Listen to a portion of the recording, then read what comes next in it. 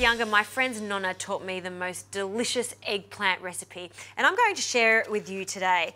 These are stuffed eggplant served with rizzoni. Now, what I'm doing here is just taking out the flesh of the eggplant because we're going to fry this up and then stuff it with the pork and the extra inside of the eggplant. Now, you can see I'm using a melon baller here. This just makes it so much easier.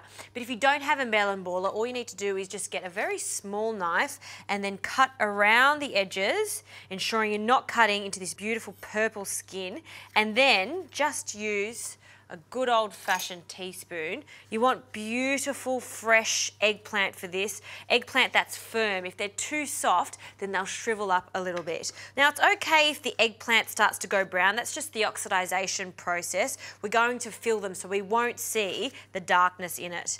Now, I'll pop that in a bowl, and I'll do the last one. Now, once I've finished taking all of the flesh out, I'm just going to fry this in a few tablespoons of olive oil with some garlic and some chili. Once it's nice and soft, I'll cool it down completely before I start mixing it in with the pork.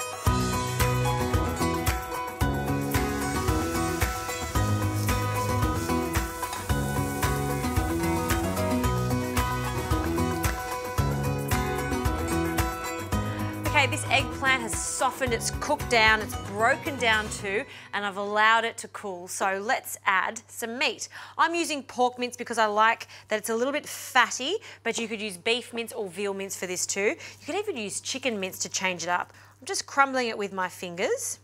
And to make sure that this mixture is really light and soft, a handful of fresh breadcrumbs and some Parmesan cheese. Again, a generous handful of freshly grated Parmesan cheese, and we'll leave a little for the top.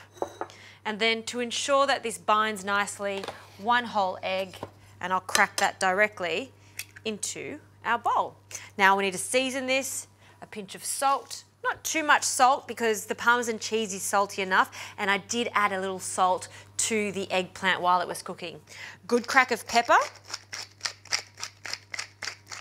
And for some fresh herbs, good old parsley.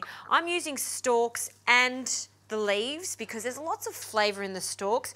If you're going to use the stalks, make sure you cut them very finely. So just into little rounds. Great, that can go in. And then we'll scrunch up all these leaves and again, roughly chop it.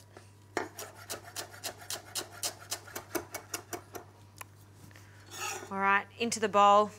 All right, this is where we get our hands a little dirty, mix everything together, squish it in, including the eggplant, until we've got a nice blended mixture. It smells fantastic with that chili and that parsley. Now to stuff these gorgeous little eggplant shells, we'll add the meat, and you want to evenly portion it out between the 4 eggplant, just like that. So now I'll continue stuffing these so they're completely full and there's no air bubbles.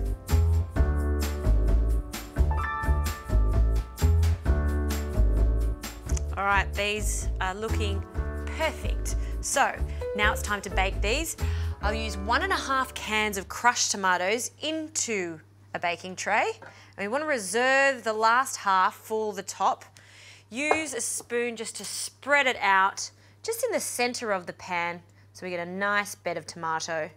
A drizzle of extra virgin olive oil over the tomato. You don't need to pre-cook this at all because it goes in the oven to cook. Also a pinch of salt, and I like another crack of pepper. Now for the eggplant, just nestle them in so they sit up proudly on that bed of tomato. And the last one. Perfect. Now for the rest of the tomato sauce, pouring that over. Just making sure that most of it is covered. Great. Now for another drizzle of olive oil, particularly on the eggplant so they cook quite evenly and go golden. And then the last little bit, a generous amount of Parmesan cheese. That looks so good. Now this goes in the oven, 180 degrees, for about 35 minutes to 40 minutes, or until the eggplant is tender and the meat is completely cooked. Okay, the eggplant is cooked and I've removed it from the oven and from the tray. It smells delicious and the eggplant are tender.